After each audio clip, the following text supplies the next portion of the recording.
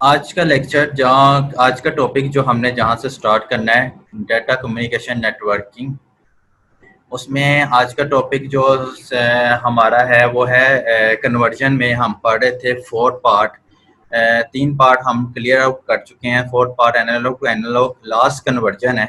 Analogue conversion का पहला हमने डिजिटल टू डिजिटल कन्वर्जन पढ़ा, उसके बाद एनालॉग टू डिजिटल कन्वर्जन पढ़ा, फिर उसके बाद डिजिटल टू एनालॉग कन्वर्जन पढ़ा। फिर अब आज का जो टॉपिक है वो है एनालॉग टू एनालॉग कन्वर्जन पर। अब इसको कंटिन्यू करते हैं कि इसमें एनालॉग टू एनालॉग यानी कि आपकी वेव्स की फॉर्म में डाटा सेंड होता है और दूसरी भी आपको रिसीव भी वेव्स की फॉर्म में रिसीव होती है, तो उसको एनालॉग टू एनालॉग कन्वर्जन कहते हैं।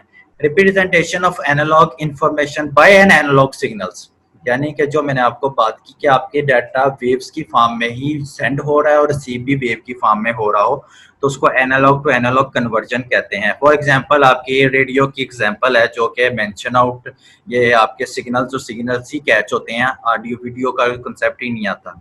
नेक्स्ट आपका पास एनालॉग का, इसको ब्रीफली डिस्क्राइब ये है कि आपके पास ये वेव की फॉर्म में जो भी आपकी एम्पलीट्यूड में डाटा आपका सेंड हो रहा है, कन्वर्ट हो रहा है, आप एनालॉग कन्वर्जन उसको इस वेव की फॉर्म में उसकी में थोड़ी सी मॉडिफिकेशन कर देता, लेकिन रहता वो एम्पली आपके एनालॉग सिग्नल की ही तरफ पर रहता है, तो इसको कहते हैं analog to analogue conversion.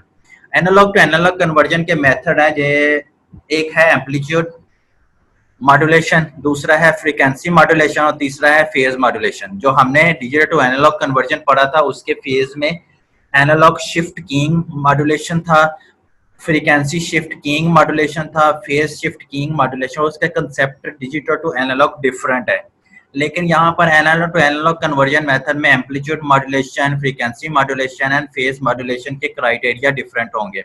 Number 1, amplitude modulation. Amplitude modulation में जैसा कि बात कर रहे हैं कि यहाँ पर भी ये आएगा कि फेज और फ्रीक्वेंसी कांस्टेंट रहेंगे, एम्पलीट्यूड में चेंजेस आती रहे, तो उसको एम्पलीट्यूड मॉड्यूलेशन कहते हैं। The amplitude of the carrier signal is change according to the amplitude of modulating signals.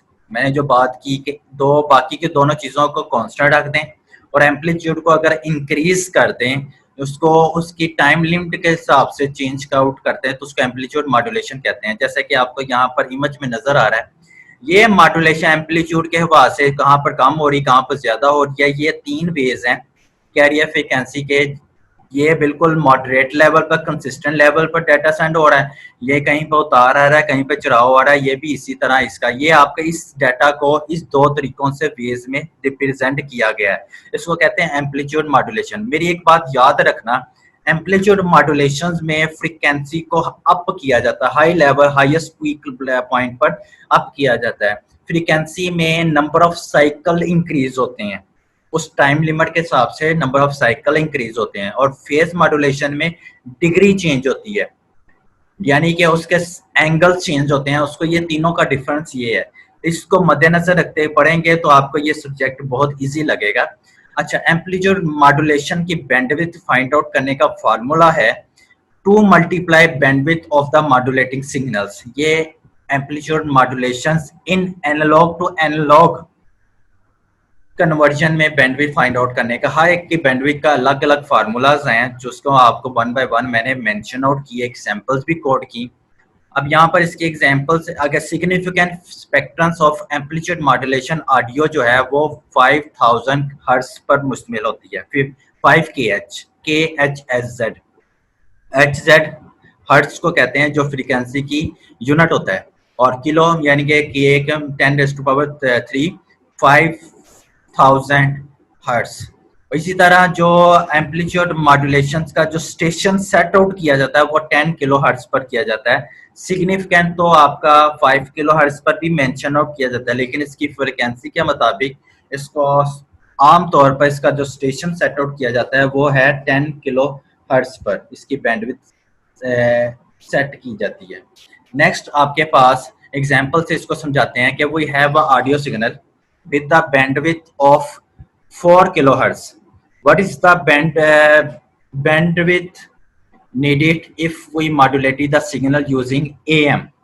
अब यहाँ पर आपको हिंट दे देता होता है कि वो डिजिटल टू डिजिटल की बात कर रहा है, एनालॉग की बात कर रहा है, और किस में कन्वर्जन की बात कर रहा है। तो एनालॉग मॉड्यूलेशन सिग्नल सोल्यूशन में ये है कि requires twice the bandwidth of the original signal. ये फार्मूला था। अगर मैं आपको बैक करके दूं कि 2 multiply bandwidth of the modulated signal, तो 2 मल्टीप्लाई इसने 4 बैंडविड्थ दिया तो उसे मल्टीप्लाई कर देंगे तो आपकी बैंडविड्थ इसकी 8 किलोहर्ट्ज आ जाएगी। इस तरह इसकी कैलकुलेशन है। नेक्स्ट है फ्रीक्वेंसी मॉड्यूलेशन। जैसे कि हमने एम्पलीट्यूड मॉड्यूलेशन में पढ़ा था कि फेज और फ्रीक्वेंसी को कांस्टेंट कर ले और एम्पलीट्यूड में चेंजेस कर दें। इसी तरह फ्रीक्वेंसी मॉड्यूलेशन में फ्रीक्वेंसी मॉड्यूलेशन को चेंज वेरी होता जाएगा और लेकिन इसके जो एम्पलीट्यूड और फेज है वो कांस्टेंट रहेगा। ये इसकी डेफिनेशन में फॉल करती है। Frequency of carrier signals is change according to the amplitude of the modulating signals. Amplitude and phase of the carrier signals remain constant is called frequency modulation। ये देखिए फ्रीक्वेंसी के हिसाब से ये इसकी फ्रीक्वेंसी थी और फ्रीक्वेंसी के हिसाब से कहीं पर इसकी वेव्स बहुत ज्यादा काउंट हुई, कहीं पर इसकी बहुत कम काउंट हुई, कहीं पर मॉडरेट कंसिस्टेंट लेवल पर भी रही है। ये जो फर्स्ट और लास्ट वाली है ये चेंजेस आती रहती हैं। फिर दरमियान वाली जो है आपकी बेसिक फ्रीक्वेंसी है, जो नंबर ऑफ सेकंड में उसका नंबर ऑफ साइकिल्स का काउंट किया जाता है। लेकिन जो ऊपर और नीचे वाले में उसमें एफएम सिग्नल्स, ये एफएम सिग्नल्स और ये आपकी ऑडियो सिग्नल्स, मॉड्यूलेटिंग सिग्नल्स ऐसे मर्ज आउट होके आपको सामने मिलते हैं। अच्छा, इसकी फार्मूला, इसको फ्रीक्वेंसी मॉड्यूलेशन का फार्मूला हल करने का ये है कि 10 multiply bandwidth of the modulating signal. अगर 2 के साथ मल्टीप्लाई कर रहे हैं तो एम्पलीट्यूड है, अगर 10 के साथ मल्टीप्लाई कर जा रहे हैं तो फ्रीक्वेंसी मॉड्यूलेशन कहलाता है। और इसकी significant spectrum of the frequency modulation audio की फॉर्म में 15 किलोहर्ट्ज है और मिनिमम आपके पास इसकी जो बैंडविड्थ है वो है 150 किलोहर्ट्ज बैंडविड्थ आमतौर पर ली जाती है। तो सिग्निफिकेंट 15 ही काफ़ी है, लेकिन आमतौर पर ली कितनी जाती है 150 किलोहर्ट्ज बैंडविड्थ के तौर पर ली जाती है। एग्जाम्पल 5.19 बुक के पॉइंट ऑफ व्यू से आपकी ये है कि we have an audio signals with the bandwidth of 4 megahertz. What is the bandwidth needed if we modulated the signal using frequency modulation? तो आपने 10 से 4 को मल्टीप्लाई कर देंगे तो आपका 40 मेगाहर्ट्ज बैंडविड्थ उसकी फ्रीक्वेंसी मॉड्यूलेशन आ जाएगी। लास्ट जो इसका आपका एनालॉग टू एनालॉग कन्वर्जन में फेज मॉड्यूलेशन क्या होता है, जैसे कि आपको पीछे 2 में बताया कि दोनों में चेंज जो आपको मेंशन और जो आपसे पूछा जाए उसमें आपका उसमें डाटा चेंज होता रहे और बाकी की दो फेज, बाकी के तो जो मॉड्यूलेशन है वो कांस्टेंट रहे। इसमें फेज में इसमें एम्पलीट्यूड और फ्रीक्वेंसी कांस्टेंट रहती है और फेज मॉड्यूलेट करता रहता है उनके एम्पलीट्यूड के मुताबिक। तो ये सिंपल हार्डवेयर रिक्वायरमेंट्स को मीट करने के लिए हम इस्तेमाल करते हैं। ये था एनालॉग टू एनालॉग कन्वर्जन का एंड।